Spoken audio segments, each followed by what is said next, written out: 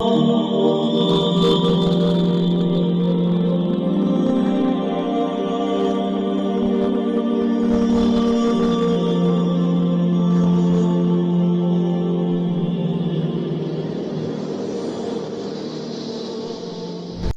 علیکم ورحمۃ اللہ وبرکاتہ۔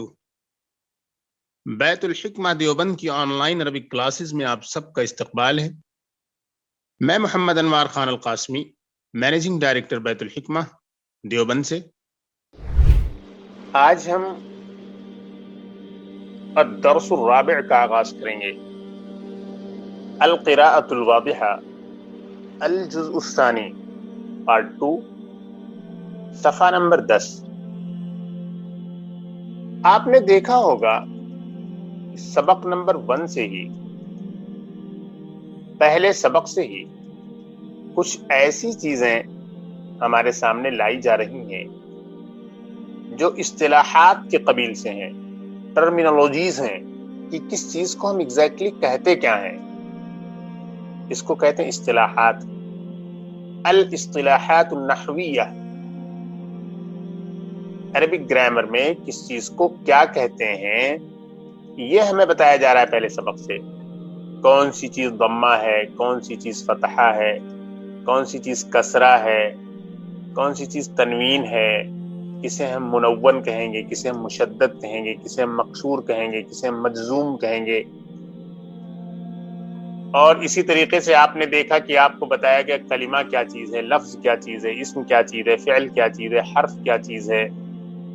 مثالوں سے سب کچھ سمجھایا گیا آپ کو۔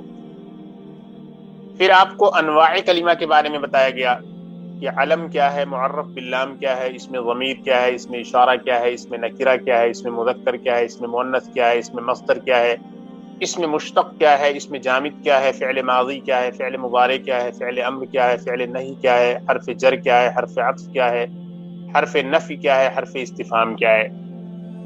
یہ ساری چیزیں ظاہر اصطلاحات ہیں اور ان کا ایک مقصد ہوتا ہے،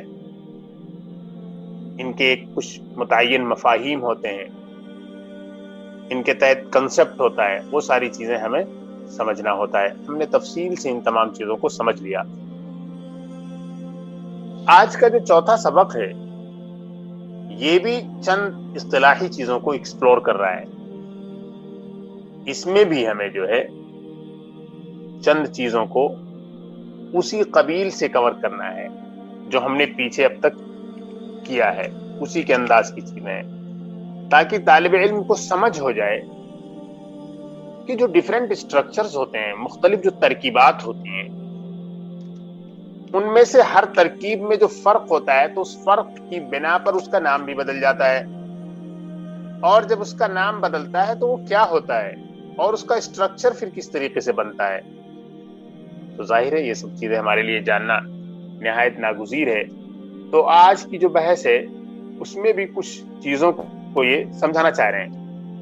آج کی بحث میں بنیادی طور پر جس چیز کو یہ سمجھانا چاہ رہے ہیں وہ یہ ہے کہ مختلف قسم کے ڈھانچے ہوتے ہیں جملوں میں مختلف قسم کے ڈھانچے ہوتے ہیں۔ کوئی ہوتا ہے موصوف صفت ہوتا ہے، کوئی ہوتا ہے مرکب اضافی ہوتا ہے، کنسٹرکشنز ہوتے ہیں، سیٹس ہوتے ہیں، اسٹرکچرز ہوتے ہیں۔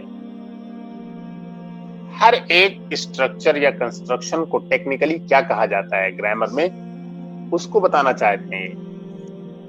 تو آج کا سبق بھی پچھلے اسباق کی طرح کافی اہم ہے، اور مرکبات جو آج یہ سمجھانا چاہ رہے ہیں، یا مختلف ترکیبات اور مرکبات، اسٹرکچرز اور کنسٹرکشنز کو اور ان کی ٹرمز کو، ان سے لگی ہوئی اصطلاحات کو فن نحو میں، عربی گرامر میں کیا کہتے ہیں، اسی کو ہمیں اسٹڈی کرنا ہے۔ اچھا، اب شروع کرتے ہیں۔ بسم اللہ الرحمن الرحیم۔ الدرس الرابع، المرکبات۔ المرکبات، مرکبات یعنی کہ اسٹرکچرز، جو دو چیزیں آپس میں ملا کر بنائی جائیں، جوڑی جائیں، مرکبات کے معنی لٹرلی ہوتے ہیں جوڑی ہوئی چیزیں، جوڑی ہوئی چیزیں، جوڑے ہوئے الفاظ، المرکبات، کنیکٹڈ ورڈز۔ اب دیکھیے بابن، بابن کے معنی ہوتے ہیں دروازہ، کوئی دروازہ، اینی ڈور، اینی گیٹ۔ المسجد، دا ماسک، مسجد۔ عندہ کے معنی ہوتے ہیں پاس، ود۔ یا کے معنی ہوتے ہیں مائی، میرا۔ قلم کے معنی ہوتے ہیں پین، قلم۔ کا کے معنی ہوتے ہیں تیرا، یور۔ مفرد، دس از مفرد، meaning this is single, this is a single word، یا کہہ سکتی ہیں آپ this is single، individual، this is single، this is individual، یعنی کہ یہ جو الفاظ ہیں یہ اکیلے ہیں، تن تنہا ہیں، ان کے ساتھ کسی اور چیز کو جوڑا نہیں گیا ہے۔ باب ہے، اکیلے ہے، اس کے ساتھ کوئی اور ورڈ جوڑا ہوا نہیں ہے۔ المسجد ہے، اس کے ساتھ آپ نے کوئی ورڈ نہیں جوڑا ہے یہاں۔ عندہ کے ساتھ آپ نے کچھ نہیں جوڑا ہے، اکیلے ہے۔ یا کے ساتھ بھی کچھ نہیں جوڑا گیا ہے، یہ اکیلے ہے۔ قلم کے ساتھ آپ نے کچھ نہیں جوڑا ہے، یہ اکیلے ہے۔ کا جو ہے یہ بھی اکیلا پڑا ہے، تن تنہا۔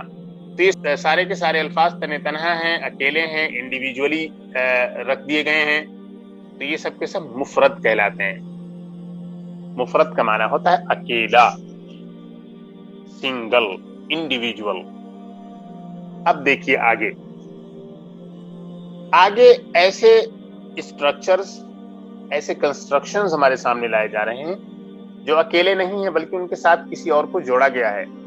ان کے جوڑنے کے بعد ان کا جو ڈھانچہ تیار ہوتا ہے وہ مختلف ہوتا ہے، کسی میں کچھ ہے، کسی میں کچھ ہے، اور ہر ایک کا اپنا الگ الگ نام ہے۔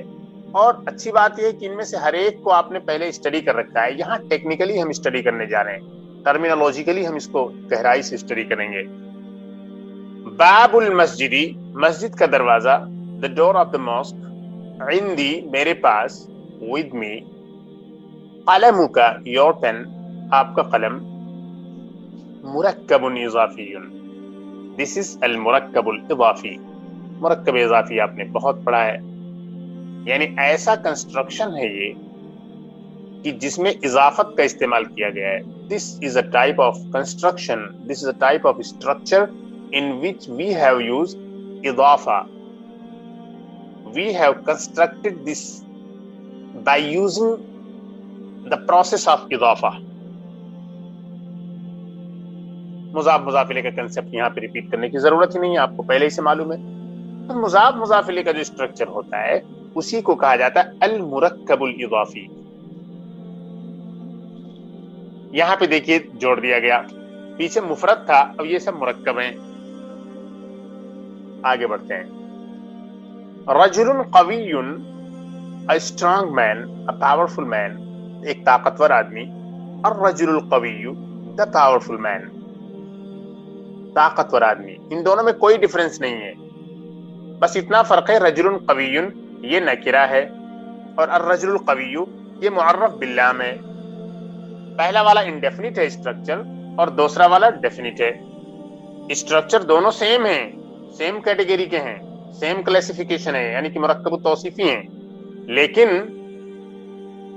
پہلا والا نکرہ ہے، دوسرا والا معرف باللام ہے۔ آگے دیکھیے، نافذۃ صغیرۃ، a small window، النافذۃ الصغیرۃ، the small window، چھوٹی کھڑکی، چھوٹی کھڑکی۔ یہاں بھی وہی سیم چیز ہے، نافذہ صغیرہ یہ نکرہ ہے، النافذۃ الصغیرہ یہ معرف باللام ہے۔ اس کو کیا کہتے ہیں؟ ان چاروں کو کیا کہیں گے؟ مرکب توصیفی۔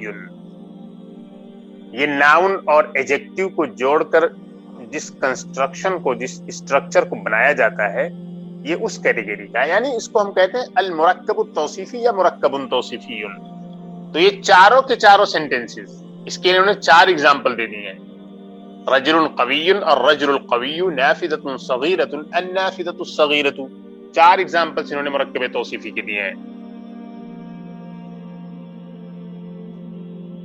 تو مرکب توصیفی کے بارے میں بھی آپ کو بتانے کی ضرورت نہیں ہے، آپ نے موصوف اور صفت، منعوت اور نعت کے بارے میں بہت پڑھ لیا ہے۔ تو منعوت اور نعت کو جوڑ کر جو ڈھانچہ بنایا جاتا ہے، جو حصہ تیار کیا جاتا ہے، جو کنسٹرکشن موجود ہوتی ہے، اسی کو ہم کہتے ہیں مرکب توصیفی یا المرکب التوصیفی۔ ویری گڈ، آگے بڑھتے ہیں ہم۔ احد عشر، اثنا عشر، ثلاثة عشر، یہاں پر جس چیز کو بتانے جا رہے ہیں وہ ہے مرکب بنائی۔ مرکب بنائی پہلے میں سمجھا دیتا ہوں کہ کیا ہے۔ مرکب بنائی ایسے اسٹرکچر کو کہتے ہیں کہ جس میں دو اسم تھے ان کو ملا کر ایک کر لیا گیا، دو کو جوڑ کر ایک بنا لیا گیا۔ جیسے آپ نے 11 ہے اور 12 ہے، تو 11 اور 12 ہے، احدہ اور عشرہ اور اثنا عشرہ یا ثلاثۃ عشرہ۔ ان میں دیکھیں گنتیوں میں کہ احد ایک لفظ ہے، عشر ایک لفظ ہے، لیکن دونوں کو آپ نے ایک لفظ کے طور پر استعمال کر لیا۔ 11 12 13، اب 11 ایک ورڈ ہے، 12 ایک ورڈ ہو گیا، 13 ایک ورڈ ہو گیا، لیکن بنایا گیا کتنے سے؟ دو کو جوڑ کے بنایا گیا ہے۔ اچھا، اس طریقے کا جو کنسٹرکشن ہوتا ہے اس میں واو بھی استعمال نہیں کیا جاتا۔ عربی میں عموماً کیا ہوتا ہے کہ 1 اور 10، احد و عشر ہونا چاہیے تھا، 1 اور 10 ملا کے 11، اثنان و عشر ہونا چاہیے تھا، ثلاثۃ و عشر ہونا چاہیے تھا، یعنی واو کو بھی نکال دیا گیا، جس سے پتہ ہی نہیں چلتا کہ یہ دونوں اب دو لفظ ہیں، حالانکہ حقیقت کے اعتبار سے دونوں دو لفظ ہیں، لیکن ان دونوں کو اب ایک کر لیا گیا ہے، اور دونوں کو ربط کرنے کے لیے، دونوں کو کنیکٹ کرنے کے لیے اس میں کوئی پارٹیکل بھی نہیں رکھا گیا ہے، ڈائریکٹ احد عشرہ کر دیا گیا ہے، احد و عشر نہیں کیا گیا ہے کہ واو کے ذریعے جو ہے بتا دیا جائے کہ کم سے کم 2 ورڈ ہیں۔ تو اسی کو کہتے ہیں مرکب بنائی۔ مرکب بنائی جو ہوتا ہے یہ مبنی ہوتا ہے، اور آپ کو معلوم ہے کہ 11 سے لے کر جو 19 تک کی جو گنتیاں ہوتی ہیں وہ مرکب بنائی کی قبیل سے آتی ہیں۔ احد عشرہ، اثنا عشرہ، ثلاثۃ عشرہ، اربعۃ عشرہ، خمسۃ عشرہ، ستۃ عشرہ، سبعۃ عشرہ، ثمانیۃ عشرہ، تسعۃ عشرہ۔ تو یہ 19 تک چلے گا، اس پہ تنوین بھی نہیں آئے گی جناب، اس پہ تنوین کا بھی استعمال نہیں ہوگا، لیکن جیسے ہی 20 کے آپ آگے بڑھیں گی ڈیفرنٹ ہو جائے گا رول، واحد و عشرون آ جائے گا۔ یہ دیکھیں واحد آ رہا ہے، پھر واو بھی آ رہا ہے، تو 21 22 23 24 اور پھر 31 32 33 پھر 41 42 وہ سب جو گنتیاں ہیں وہ سب مرکب بنائی کی قبیل سے نہیں ہیں۔ جو اوصاف ان میں پائے جا رہے ہیں احد عشرہ، اثنا عشرہ، ثلاثہ عشرہ میں، وہ یہاں پہ نہیں پائے جا رہے ہیں، کیونکہ ایک تو اس کے بیچ میں واو کو لایا گیا، واحد و عشرون کر دیا جاتا ہے، اثنان و عشرون کر دیا جاتا ہے، ثلاثۃ و عشرون کر دیا جاتا ہے، اربعۃ و عشرون کر دیا جاتا ہے۔ تو اس پہ ایک تو تنوین آئے گی، اور دوسری بات یہ کہ وہ مرکب بنائی نہیں کہلائیں گے۔ تو یہ 11 سے لے کر جو 19 تک کی گنتیاں ہوتی ہیں یہ ہوتی ہیں مرکب بنائی۔ بنائی سے اس بات کی طرف اشارہ کر رہے ہیں کہ گویا کہ وہ مبنی ہو جاتے ہیں۔ اب یہ احد عشرہ ہے، اس سے پہلے لاکھ پریپوزیشن آ جائے وہ احد عشرہ ہی رہے گا۔ احد عشرہ، اثنا عشرہ، ثلاثۃ عشرہ، اربعۃ عشرہ، یہ 19 تک، ان سے پہلے کوئی بھی عامل آ جائے، ایفیکٹ پیدا کرنے والا کوئی بھی پارٹیکل آ جائے، ان میں کوئی تبدیلی نہیں ہوگی۔ احد عشرہ یہ ہر حال میں رہیں گے، نومینیٹو کیس میں، ایکوزیٹو کیس میں، جنیٹو کیس میں، یعنی کہ حالت الرفع، حالت النصب، حالت الجر، ہر حالت میں احد عشرہ، اثنا عشرہ، ثلاثۃ عشرہ ہی رہیں گے، اسی لیے ان کو کہا جاتا ہے مرکب بنائی۔ بہرحال تو میں نے آپ کو ایک مناسب تفصیل دے دی مرکب بنائی کے بارے میں. 11 12 13 مرکب بنائی، یہ ایسا اسٹرکچر ہے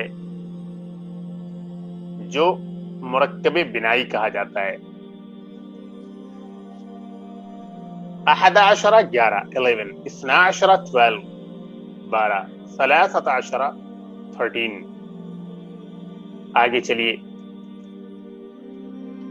هذا الزهر ذلك الباب هذه النافذة، اس کو ہم کیا کہتے ہیں؟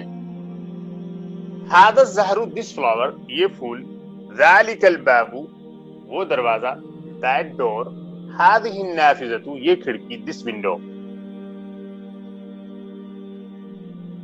مرکب اشاری، this is المرکب الاشاری یا this is مرکب اشاری، یہ مرکب اشاری ہے.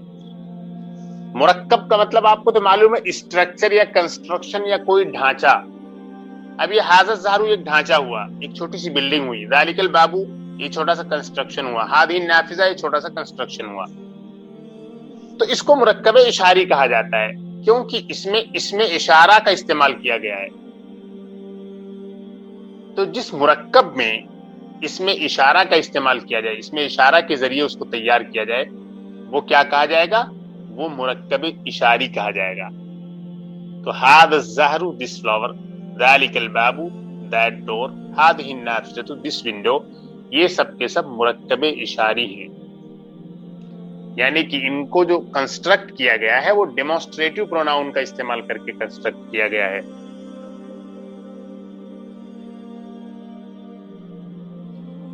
آگے بڑھتے ہیں. باب المسجد، مسجد کا دروازہ. رجل قوی، ایک طاقتور آدمی.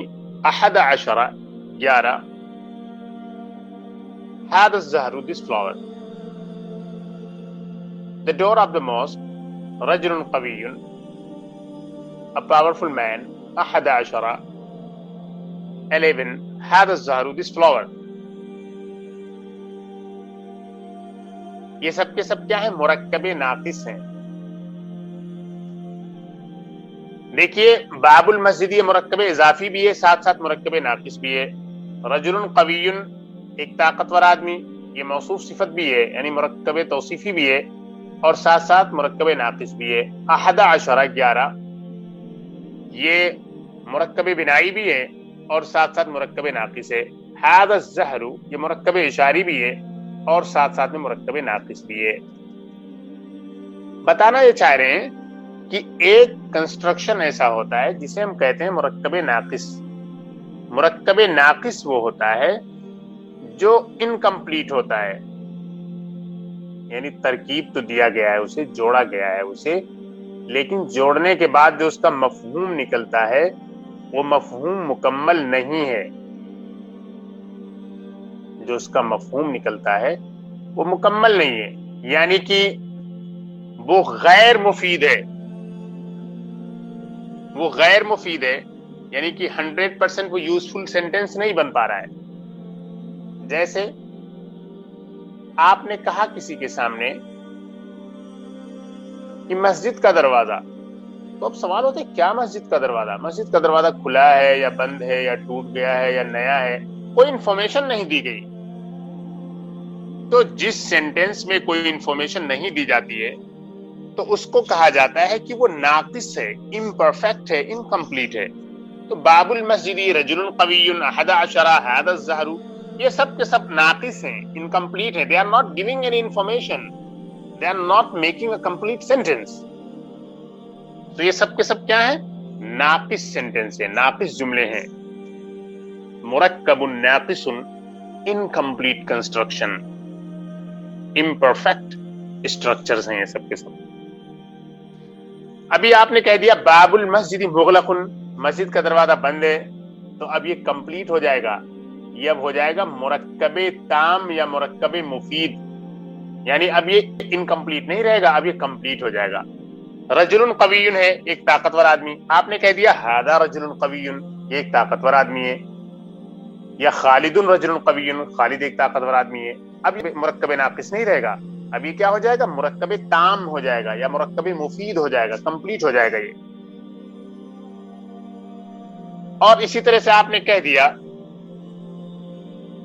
کہ رأیت 11 رجلا، میں نے 11 لوگوں کو دیکھا، تو یہ سینٹینس میں آنے کے بعد جو ہے اب یہ کمپلیٹ ہو جائے گا.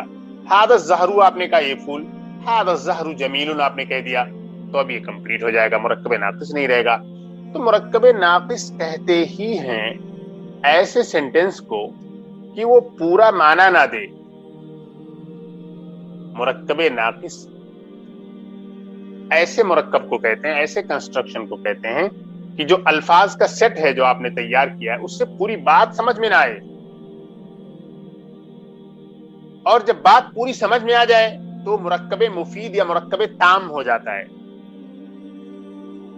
تو یہ ساری کی ساری مثالیں اسی چیز کی ہیں. باب المسجد رجل قوی 11 ھذا الزہر، یہ سب کے سب کیا ہے؟ مرکب ناقص ہیں، کیونکہ ان سے پوری بات نہیں مل رہی ہے ہمیں. ان کے ساتھ جب کوئی ہم خبر لگا دیتے ہیں یا ان کو ایک پراپر سینٹینس میں جب ہم یوز کرتے ہیں تو پوری بات واضح ہو کر آتی ہے. تو جب تک ان کو کمپلیٹ سینٹینس میں یوز نہیں کیا جائے گا تب تک یہ مرکب ناقص کہلائیں گے. آگے بڑھتے ہیں. الدرس سهل، the lesson is easy. خالد جالس، خالد بیٹھا ہوا ہے. وقف القطار، the train stopped، the train halted، train رکی. مرکب مفید، this is a مرکب مفید. مرکب مفید، مرکب مفید جو ہے یعنی یہ ایسا مرکب ہے جس میں بات پوری ہو رہی ہے، یعنی سبق آسان ہے، بات پوری ہو گئی، بات واضح ہو گئی کہ کیا کہا جا رہا ہے، اس میں کوئی کمی نہیں ہے، ایک فل انفارمیشن مل گئی ہے. خالد بیٹھا ہوا ہے، you are giving a complete information in this. وقف القطار، ٹرین رک گئی. اگر صرف یہ ہوتا القطار یا وقفہ یہ مرکب مفید نہ بنتا، تو اسے کہیں گے مرکب مفید، a construction which is useful, meaning which is giving full information. تو سبق آسان ہے. خالد جالس، خالد بیٹھا ہوا ہے. وقف القطار، ٹرین رک گئی. یہ سب کے سب مرکبات مفیدہ ہیں. آگے دیکھتے ہیں. هو يخرج من الفصل، ادخل البیت، وہ کلاس سے نکلتا ہے. ادخل البیت، گھر میں داخل ہو جاؤ. یہ سب کے سب کیا ہیں؟ جملۃ مفیدہ. یہ سب کے سب جملہ مفیدہ ہیں، یعنی کہ سینٹینسز ایسے ہیں کہ جو پورا فائدہ دے رہے ہیں، پورا سینس پرووائڈ کر رہے ہیں، پوری بات کنوے کر رہے ہیں. They are supplying complete information. هو يخرج من الفصل، he is leaving the classroom. ادخل البيت، enter the house. جملة مفيدة، this is called as الجملة المفيدة، a perfect sentence. آگے دیکھیے. المسجد واسع، مسجد وسیع ہے، کشادہ ہے. The mosque is wide, spacious. الكراسة مفتوحة، the notebook is open. The notebook is open، notebook کھلی ہوئی ہے. الدرس سهل، the lesson is easy.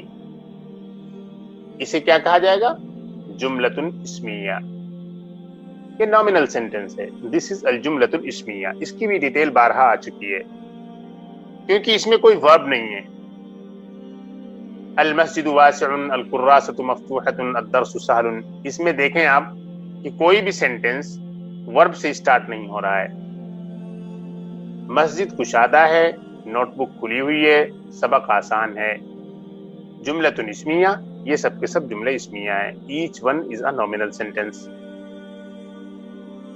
آگے دیکھیے. ذهب التلميذ، the student went. طالب علم گیا. يقرأ حامد، حامد پڑھ رہا ہے. انظر الى الشجر، درخت کی طرف دیکھو. जुमलतुन फ़िअलिया, ये सब के सब क्या हैं? वर्बल सेंटेंस है, जुमला फ़िअलिया हैं, क्योंकि ये सब के सब वर्ब से स्टार्ट हो रहे हैं। ज़हबत तिलमीज़ु, the student went, यक़रअु हामिदुन, Hamid is reading, उन्ज़ुर इला शजरी, लुक एट द ट्री, दरख्त को देखो, लुक एट द ट्री। तो जुमलतुन फ़िअलिया, ये सब के सब जुमला फ़िअलिया हैं। पीछे जुमला इस्मिया था, उसमें कोई वर्ब नहीं था, तो इसलिए जुमला इस्मिया था वो, और इसमें हर एक सेंटेंस में वर्ब है, तो ये जुमला फ़िअलिया है। आगे देखिए,